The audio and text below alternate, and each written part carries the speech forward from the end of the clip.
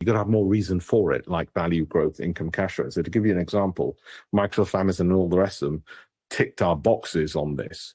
We didn't buy it because it was last year's winner. We bought it because it ticked these boxes. So hopefully that's clearer now. And it wasn't, if it's last year's winner, don't buy it. That'd be stupid. Why would you have that rule? Nobody's tested. Well, I haven't tested that hypothesis. I don't think that would work. And not to buy something just because it was a winner last year. Narratives are a trap. Price is the only truth. Okay. So be aware of all these. You're going to get these narratives. Recession looms, AI bubble about to burst, war in Europe shakes markets, global debt crisis, interest rates panic. You're going to get those headlines. I've already predicted it. By the end of the year, when I show you this again, you're going to go, shit, oh, Pesh, how did you know? It's like you had a time machine in a parallel universe. Every single one of these headlines is going to come up this year.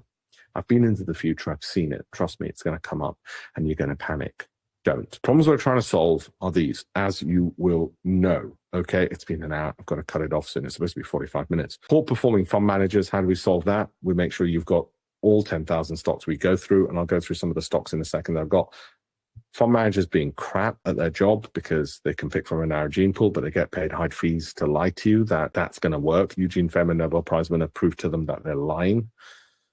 And then you got the St. James's Place, where 90% of our clients come from St. James's Place. Basically, people who are miserable with St. James's Place, they join my program. And then we want to share what the rich and powerful have. And a lot of people saying, well, I don't know what to do, so I'll just hold cash, which is terrible as well. But David, I'll have a look at that again. Stuart, is it 25% drop from the price you buy a stock? As I didn't understand when you say from its high to sell it. Sorry, Stuart, I don't understand the question. Could you write it out really slowly for the end Q&A? I don't understand what you mean. No, it's not 25% drop to sell. Were you talking about the trading? Just email me and I'll answer it again if you didn't get it. That was for the momentum ones I think you're talking about. Maybe it's confused people. The momentum stuff is just for people who want to do momentum quick stuff. I don't recommend it. Maybe it was too complicated. I can email you that, but that's trading. And I don't recommend you do it anyway. Maybe I'll take those slides out on the momentum, where I put those ticker symbols.